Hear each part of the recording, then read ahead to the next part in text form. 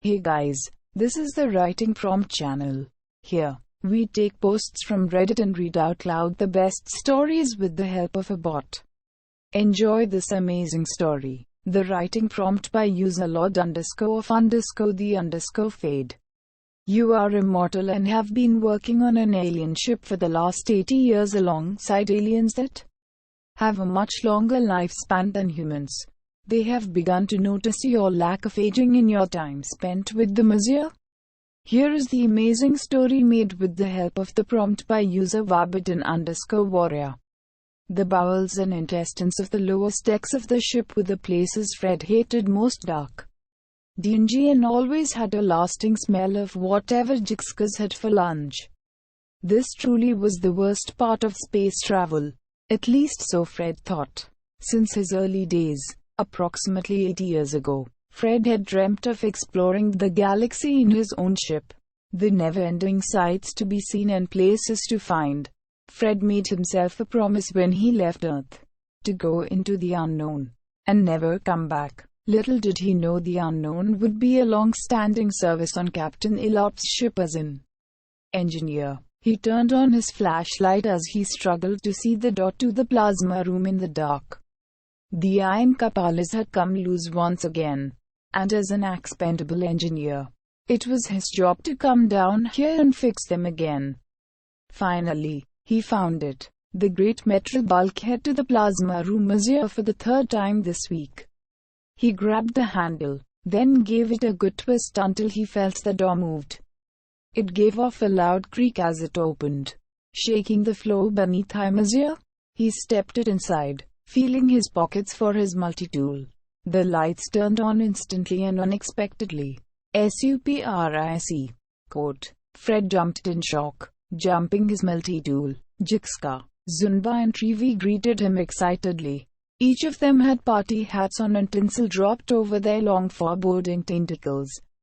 A good attempt at a cake sat between them, full of candles. Happy birthday, pal. The big 100. Must be feeling pretty adult by now, Zunba said, beckoning Fred to take a seat with a tentacle.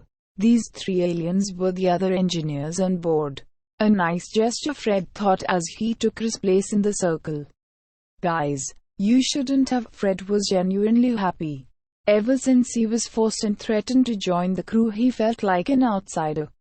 For decades he tried to form relationships, friends, but to no avail. For them to bake a cake meant they must honestly appreciate him as here. It was hard being the only human being in 26,000 light years. However, in truth, he didn't even know he was human.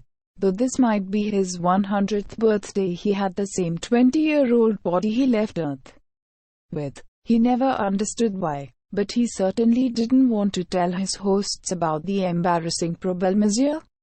The aliens, Grentians, spent all their days traveling the universes, feeding off other beings and absorbing their life force. Fred was only alive due to his poor taste. They nibbled his little finger once. But if they found out he was immortal, they'd be queuing up around the deck to have a slice of him as here. Trevi cut the cake and dished it out. A last smile beamed across his face as he stared longingly into the cake.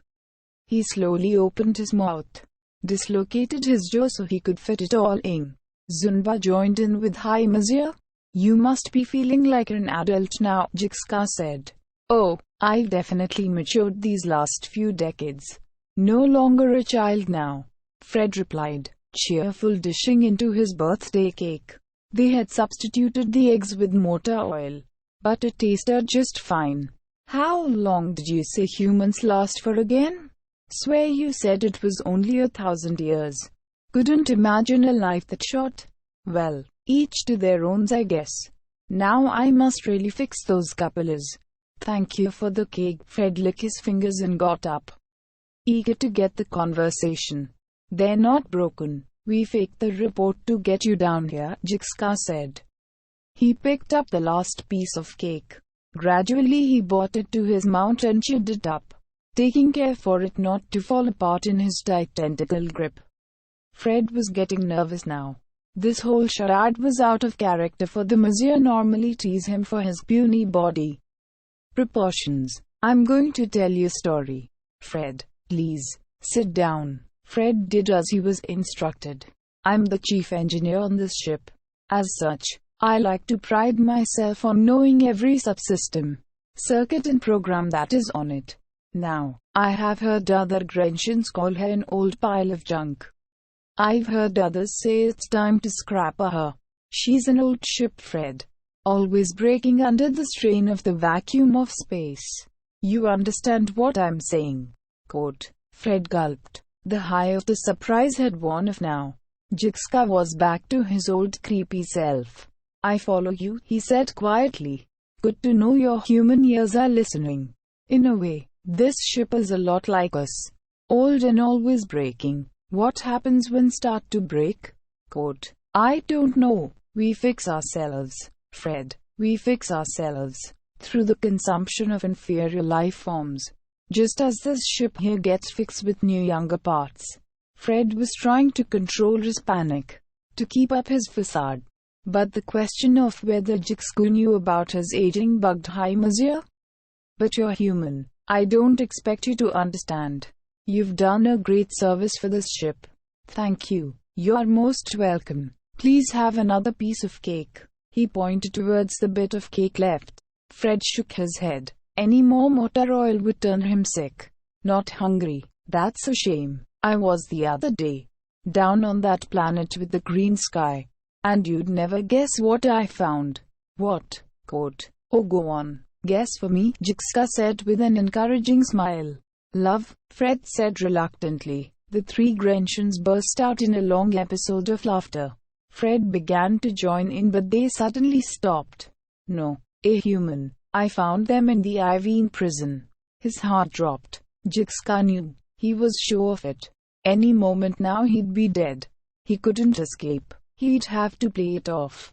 Another human. This far out? Quote. Yes. And sweet and succulent one at that. I never learnt her name. Unfortunately. But I did manage to sneak a peek at her prisoner file and something stood out to me.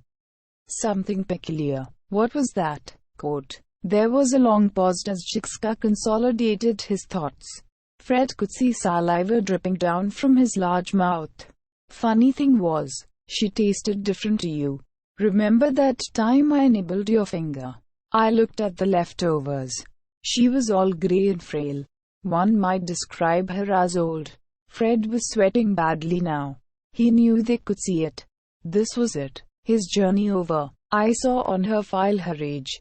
It said 73. Fred, that's younger than you. Yes, Fred said quietly, looking at the floor hoping it wouldn't hurt. He could feel the three of them stand up around High Monsieur. Why? Quote. Fred stayed silent, holding back the tears. Why? Jixka repeated again. Why what? Fred said, not eager to play their game. Why did you not tell us that women age faster in your species? It makes so much sense now. All that sexual frustration you have must be horrible. Now, look at you, sweating away, like I was going to say something bad. You puny humans truly are nervous weaklings. See you around, bipedal. And with that, they left. Fred was paralyzed as he processed his word. He needed to leave. Now, check out my other appalling works at r_Warburton_writes. https www.reddit.com/r/Warburton_writes/. The end. Thank you guys for checking out this channel. Please subscribe, like and share this video.